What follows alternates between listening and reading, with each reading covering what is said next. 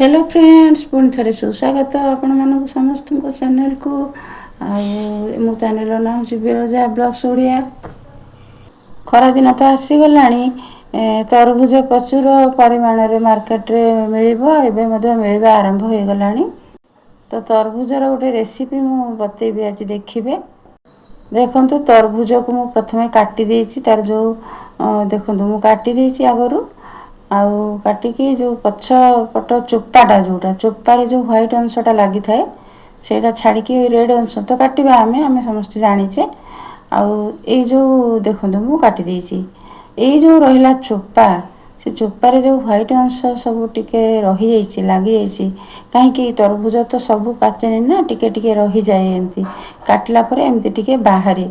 तो एइथिरो मु केमती गोटे रेसिपी कोन बनेबी आज आ देखंतु जानिबे मु आ माने कहिबिनी एबे आ चलंतु ताहले बनेबा कोन केमती करबा।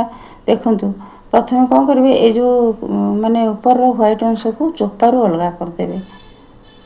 देखंतु एरा जो व्हाइट अंश अछि चोपारू अलगा कर देबे। देखंतु चोपारू मु अलगा कर देछि पूरा पतला चोपा बाहरला आ ऊपर जो व्हाइट अंश थिला ताकू मु बाहर कर देकी एकदम छोट छोट करके काटी नेछि। देखंतु माने आमे जते बेले तरभुज काटुचे फोपाड़ी दउचे सब तो पाची न थाए तरभुज रेड अंशटा को रखी दउचे खाइबा पई आ व्हाइट अंश फोपाड़ी दउचे। तो ताकू मु नेकी कोन करिवि देखंतु मु गोटे आलू नेछि आ छोट छोट तीनोटी पियाज नेछि आ गोटे टमाटो नेछि आ नेछि लंका आपण जेति राग खाइबे मु दुईटी कंचा लंका नेछि आ एगुडा सब फोपाड़ी देबा चोपा गुडा सब फोपाड़ी देबा। तापरे कोन नेछि मु देखंतु धनिया पत्र अल्प किछि ए सब गुडा को हम छोट छोट करके काटिबा। प्रथमे एतिकी जिनिस केवल दरकार तापरे लुण पकेबे परे भाजिला बेले आ एति जिनिस दरकार। देखंतु मु कोन करिछि सब ताकू छोट छोट करके काटी देछि देखिले।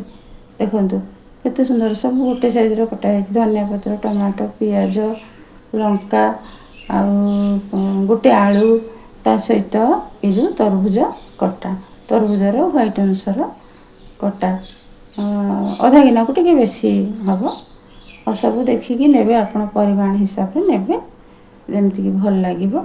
ए सब गुडा को मु कोन करी देखंतु मिसई देबे सब मिक्स कर देबे मिक्स करके आमे ताको भाजीबा किछि आगो पछ पकेवार नाही। आमे गैस रे करेई बसेबा करेई बसेला परे ऑयल पकेबा मु रिफाइन ऑयल नेछि आ तापरे जो सब कटा जिंस गुडा को एका थरके पके देबा गोटे थरके आ थर के किछि पकेवार नै जीरा सोरसर कोनोसी आवश्यकता नाही। तापरे ताको कोन करबो भाजीबा बिना पानी रे भाजीबे काहे कि तरभुज जो आमे नेछि सेथरु पानी बाहरिबो आ टमाटो मध्ये अछि पानी बाहरिबो घोड़े घोड़े धीमा आंच रे ताको आमे भाजीबा पूरा जेमती भाजी हे जिवो घोड़े देबा ताको टिके ने लूण पकेबा लूण पकेकी घोड़े देबा लूण मध्ये आपण स्वाद अनुसार पकेबे। लूणर परिमाण कोन कहबी कहिनी अल्प हळदी पाउडर पकेबे आधा चमच हळदी पाउडर आ ताको कोन करियाबो घोड़े देबा घोड़े देले टिके सिझी जिवो शीघ्र पानी दिया हेनी ना पानी मु देई नथिली सेति पई। तापरे एमती घोड़ौथिबे तापरे बाहर करी एमती घांटुथिबे तळे जेमती लागी न जाए जेमती कि पोड़ी न जाए भजा हमर। देखंतु एमती घांटीबे सिझी गलानी प्राय 50% सिझी गलानी ताको पूरा सिझीबा को छाड़ीबा पूरा धीमा आंच रे करबे यदि जोर जळी जिवो ताले पोड़ी जिवो भजाटा। तापरे पुणी घोड़े देबी मु पुणी घोड़े की पुणी आथरे ताको बाहर करबी पुणी घांटीबी एमती घांटी घांटी करबी।